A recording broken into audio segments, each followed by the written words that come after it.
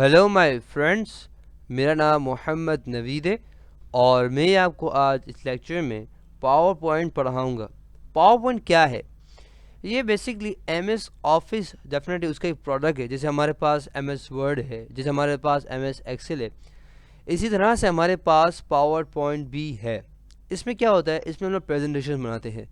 जैसे कि आप लोग जब भी फॉर एग्जांपल कोई हम सेमिनार गए होंगे, सेमिनार्स में गए होंगे तो आपने देखा होगा कि जब वो प्रेजेंटेटर जब वो बात कर रहा होता है, साथ साथ वो कहते हैं स्लाइड भी हटा दो, या साथ साथ में ग्राफिकल रिप्रेजेंटेशन दिखा रहा होता है, भाई इसका मीनिंग ये है, ये है, ये। तो बेसिकली वो कहाँ से आता है? वो आता है पावर पॉइंट से आता है। समझ आए आपको? तो हम पढ़ने जा रहे हैं पावर पॉइंट। बेसिकली बहुत ही आसान है और डेफिनेटली हम लोग उसको बहुत जल्दी कवर भी कर लेंगे। सबसे पहले जब आप इसको ओपन करते हैं तो आपके पास कुछ इस तरह स्क्रीन आ रही होती है। आपको क्लिक करना है सबसे पहले ब्लैंक प्रेजेंटेशन पे। उसके बाद आप देख सकते हैं कि मैं एक नए इन्वायरमेंट में आ चुका हूँ। ये बेसिकली किसका इन्वायरमेंट है? ये इन्वायरमेंट है किसका? पावर पॉइंट का। सबसे पहले हमारे होम है, इंसर्ट है, डिज़ाइन है और बाकी सारी चीज़ें। सबसे पढ़ेंगे होम के अंदर हमारे पास क्या है। होम के अंदर सबसे हमारे पास है कट कॉपी पेस्ट। आपको आता होगा, अगर नहीं है तो बताता हूँ। देखिए, अगर मेरे पास यहाँ पे कोई चीज़ लिखी हुई है, जैसे कि मैंने यहाँ पे नवीद लिखना है, तो मैंने नवीद लिखा और सेलेक्ट कर लूँगा। उसके बाद मैं जाऊँगा कॉपी के अंदर और कहीं पे मुझे वापस चाहिए ना ये, तो मैं क्या करूँगा, इसको पेस्ट कर दूँ। क्या कर दूँगा? पेस्ट। लेकिन जितनी दफ़ा मैं क्लिक करता जाऊँगा मुझे वो देता रहेगा। समझ आएगा? मैंने क्या किया, अगर मैं जल्दी चला गया तो वापस बता दूँ मैं आपको। देखिए, सेलेक्ट कर लिया मैंने। उसके बाद मैं कहाँ गया, कॉपी पे मैंने क्लिक कर दिया और उसके बाद जहाँ पे मुझे चाहिए वहाँ पे मैंने यहाँ कर्सर रखा और मैं उसके बाद क्या करूँगा, पेस्ट पे क्लिक कर दूँगा। तो जितनी दफ़ा मैं पेस्ट पे क्लिक करूँगा उतनी दफ़ा जो चीज़ मैंने कॉपी की है वो यहाँ पे आ जाएगी। उसके बाद हमारे पास क्या है, उसके बाद ये है कि कट है। कट क्या करता है, ये यहाँ से अट जाएगा। किस तरह? सबसे सेलेक्ट कर लिया मैंने। उसके बाद मैं यहाँ पे आऊँगा और यहाँ पे कैंची बनी हुई है उस पर मैं क्लिक कर दूँगा और उसके बाद जहाँ मुझे चाहिए वहाँ पे मैं इसको पेस्ट पेस्ट पेस्ट पेस्ट करते जाऊँगा। समझ आया आपको? तो क्या हो सकता है हमारे पास, जब हम कॉपी करते हैं तो डेफिनेटली वो जो ओरिजिनल चीज़ है वही रहती है, और कट करते हैं तो क्या होता है, ओरिजिनल चीज़ वहाँ से अट जाती है और जितनी दफ़ा हम चाहते हैं वहाँ से पेस्ट के जरिए लेके आ सकते हैं। उसके बाद हमारे पास है न्यू फॉर्मेट पे। बाद में आपको समझाता हूँ। New slide. देखें, दूसरे जो हमारे जो एम एस ऑफिस के जो हमारे पास प्रोडक्ट हैं, उनके अंदर हमारे पास या तो शीट्स होती हैं या तो हमारे पास पेजेस होते हैं। यहाँ पे हमारे पास होती है स्लाइड्स होती हैं। क्या होती है हमारे स्लाइड्स? तो ये पेजेस की ही मानद है, यानी कि आप इसको स्लाइड्स करें, पेजेस करें।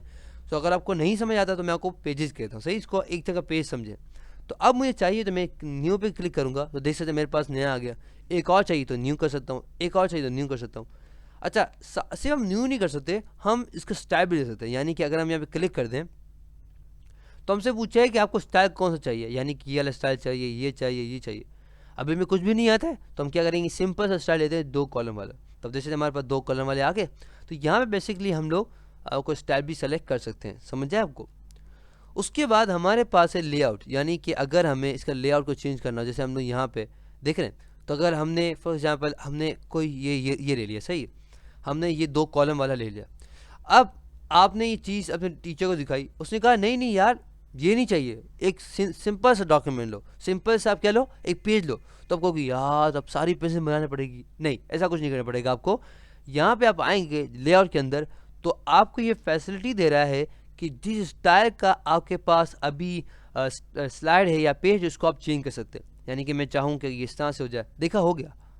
तो आपको पछताने की कोई ज़रूरत नहीं है। यहाँ पे आपके लिए एक फैसिलिटी दी गई है कि आप अपने लिए गए जो भी आपने फॉर एग्जाम्पल जो स्लाइड ली उसको आप यहाँ से चेंज कर सकते। यानी कि अब मैं कहूँ यार मुझे वापस 2 कॉलम चाहिए, मिल गया वापस। समझ है आपको? उसके बाद हमारे पास रीसेट, यानी कि जैसा था वैसा आ जाएगा। पिछला डेफिनेटली पहले हमारा सही था। उसके बाद डेफिनेटली हमारे पास है इसकी राइटिंग साइज को इंक्रीज़ करना। यानी कि अगर हम यहाँ पे हम लोग लिखें नवीद लिख दिया, मैंने सेलेक्ट कर लिया, सबसे पहले सेलेक्ट कर लिया, मैंने सेलेक्ट किस तरह से किया, माउस से सेलेक्ट कर लिया। उसके बाद मैं क्या करूँगा, यहाँ पे ए पे क्लिक करूँगा। तो जैसा मैं ए पे बड़े ए पे क्लिक करूँगा तो मेरी राइटिंग बड़ी हो जाएगी, और अगर मैं छोटे पे क्लिक करूँगा तो मेरी राइटिंग क्या हो जाएगी, छोटी हो जाएगी। इसी तरह से अगर राइटिंग का स्टाइल को चेंज करना चाहें, डेफिनेटली राइटिंग का स्टाइल भी यहाँ चेंज कर सकते हैं। यहाँ से देख रहे हैं, यहाँ पे स्टाइल को चेंज कर सकते हैं। इसी तरह से अगर मैं चाहूँ कि फॉर एग्जाम्पल मैंने यहाँ पे कुछ लिखा हुआ है ना, और अब मैं चाह रहा हूँ कि किसी को थोड़ा सा डार्क करना चाह रहा हूँ, तो सबसे सेलेक्ट कर लूँगा। उसके बाद मैं बी पे क्लिक करूँगा। जैसे बी पे क्लिक करता हूँ देख सकते हैं वो ज़्यादा डार्क है, बोल्ड हो गया। इटैलिक यानी टेढ़ा करना चाहूँ तो डेफिनेटली अंडरलाइन करना चाहूँ तो अंडरलाइन आ जाएगी, समझा आपको। उसके बाद हमारे पास है डेफिनेटली क्या है हमारे पास, डेफिनेटली टेक्स्ट शेडो। शेडो पता है क्या होता है, इसको मैं ऐसा करता हूँ, सही ना।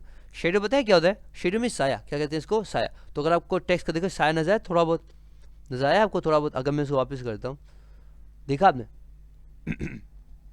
तो अगर साया नजर आया डेफिनेटली यहाँ से हम ले सकते हैं। उसके बाद हमारे पास स्क्रैक तो हमारा मौजूद है। स्क्रैक तो क्या मतलब है, यानी कि अगर मैं लिखूँ यहाँ पे नवीद, सही, और लेते हैं यहाँ पे नवीद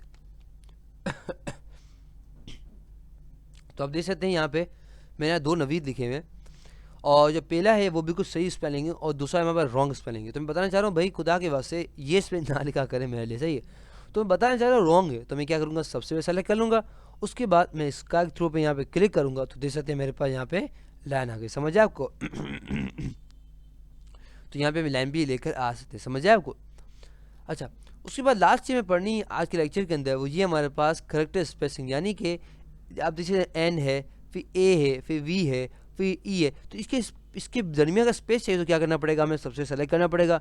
उसके बाद हम यहाँ पे आएंगे और यहाँ पे देखिएगा, देखिए यहाँ बिल्कुल स्पेस नहीं है, थोड़ा स्पेस आया, ये सही नॉर्मल, बहुत लूज़ हो गया, वेरी लूज़ हो गया, समझ आए आपको। तो अगर आपको इस तरह से चाहिए तो क्या वेरी लूज़ इस्तेमाल आप कर सकते हैं, समझ आए आपको। तो आज के लेक्चर में हमने क्या पढ़ा है, आज के लेक्चर में थोड़ी बहुत बात की है कि पावर पॉइंट क्या है, साथ ही साथ हमने कट, कॉपी, पेस्ट और डेफिनेटली ये पढ़ा है, हमने स्लाइड के बारे में पढ़ा है, राइटिंग साइज को इंक्रीज है छोटी किस तरह करते हैं, bold, italic, underline, text shadow, scratch through, और हमने लेटर स्पेसिंग या करेक्टर स्पेसिंग पढ़ा है। देखिए मैं बहुत सारी चीज़ें एक लेक्चर में पढ़ा सकता हूँ, मगर आप लोगों को समझ नहीं आएगा, तो इसलिए मैं क्या करता हूँ अगले लेक्चर तक आपके लिए इंतजार करता हूँ। इंशाल्लाह अगले लेक्चर में हम लोग जहाँ से भी हम छोड़ा वहीं से हम स्टार्ट करेंगे और इंशाल्लाह बड़ी अच्छी तरीके से समझेंगे। तो अल्लाह हाफ़िज़, अमान अल्लाह, इंशाल्लाह आपसे अगले लेक्चर में मुलाकात होती है। टिल देन अल्लाह हाफ़िज़।